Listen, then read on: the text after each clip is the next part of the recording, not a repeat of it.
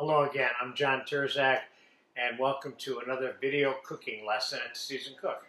Today, I'm going to answer the question in this lesson of how to make one way of making chicken fingers or chicken tenders, because I happen to be using chicken tenders in this. I'm going to keep this concept and this lesson simple, and you can improvise it in any way you want on your own, but I'm going to use plain white unseasoned breadcrumbs, chicken tenders, a little salt and pepper, and some all-purpose flour and some egg wash, which is a combination of 3 whole extra large eggs and about half to 3/4 of a cup of milk, okay? Now, one of the problems that people encounter when they're making any kind of fried chicken dish, but particularly fingers, is that they're browned enough when they're being fried to be taken out of the fryer, but the inside of them is not cooked yet. So if you happen to have a larger piece of chicken that you're making fingers or tenders out of, then just whack it a little bit like that to make sure that it's not too thick, okay? So I'm going to quick whack all of these a little bit because I want to make sure they're all done perfectly. And I don't have to over brown these when it's all said and done. You, of course, can use strips of chicken breast meat or whatever it is you want to use to make this. Or you can use this same application and method for chicken bites or pieces or nuggets, if you will. You know what I mean? So there, I'm going to make sure my chicken all gets cooked and I don't have to over brown it to do it. Now, if it should happen that you do get stuck with chicken that's browned enough but not cooked inside, you can always put it on a cookie sheet and finish baking it in the oven and slow that whole browning process down. So I'm seasoning the chicken tenders on both sides with salt and pepper. And, you know, everybody loves this, of course. Honey mustard, barbecue sauce kind of thing. This is, what's not to like? This is good. It's another version of fried chicken.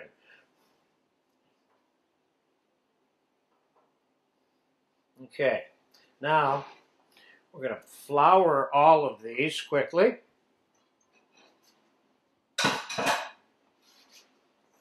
Now there's multiple versions of how this gets fried or battered or not battered, or these can be battered in fritter batter. They don't have to be breaded, but in this case we're breading them. They can be double breaded. They can be single breaded. They can be egg washed and then floured and then egg washed and breadcrumbed. But I'm going to give you the real basic simple, which is plain single dusting of flour shaken loose.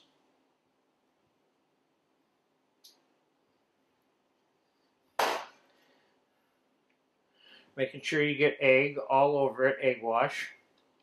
I have made more egg wash than I need because I'm making more after this video is made.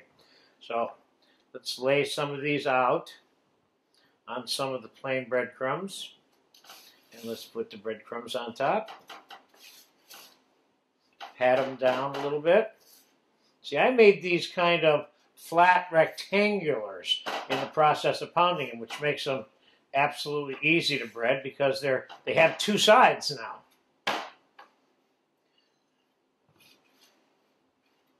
And if you want to use extra fine breading, this is moderately fine breading that I'm using. You can have chunkier breading. You can use panko style breadcrumbs if you want. Now this one, I egged it. Then I'm flouring it like I had suggested. And then I'm going to put it back in the egg. So you'll see 2 different coated versions when it's all said and done.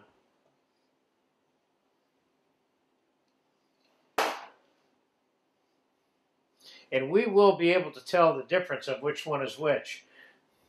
This one was egged first before it was floured. Let's get these breaded. Again, you can season the breadcrumbs too, on top of just seasoning the, you see how much more breading that has than the other ones there? So this is a way of increasing the breading without necessarily making bigger breadcrumbs. And this is our last two. This whole video is being done in real time. It does not take very much time and effort to make these. And this whole flour egg breading process that I'm doing here is very typical for a lot of different breaded things like fish and vegetables, etc. Okay? All right, so let's get these gloves off and let's get these in the fryer. Now I had this fryer set at 350. We're going to start out with the ones that were double dipped first. And then we're going to put the single dipped ones in right behind that. We want to make sure that they don't get stuck together. So we're going to fast forward right here for 2 or 3 minutes. We'll see. These are going to be done probably in 5 minutes. So I'll be right back. All right, we got about 3 minutes into them. They look good. I think they need a little bit more. My suspicion is that there might be a little bit of pink left in them still. So we'll give them a couple more minutes. Then about 5 minutes. I think they're done. We're going to find out when we cut into one of them. So let's get this up. Because it's a slippery slope coming up with chicken. Let's get them on this little towel tray. Now you can tell that that was one of the double dipped ones. You can tell that this is one of the double dipped ones. You can tell that this is a single dipped one. That's a double dipped one. And that's single. And that's a single dipped one. There. You see the difference in the clumping of the flour stuff? All right. So let's get these on a, well, let's cut into one of these. Let's take this one here and cut into it first.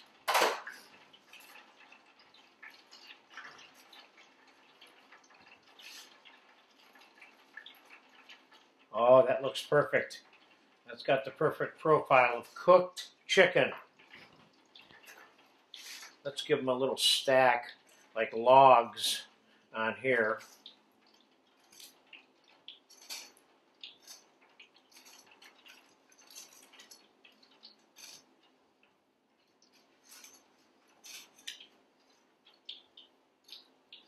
And let's put some chopped green stuff, whatever you want to put on here. Parsley, chopped spinach, chopped scallions, whatever. So there it is. I have a little honey mustard on the side here because we're going to eat this right after the camera stops rolling. But I hope I answered the question for you of how to make basic chicken fingers or tenders for your special event.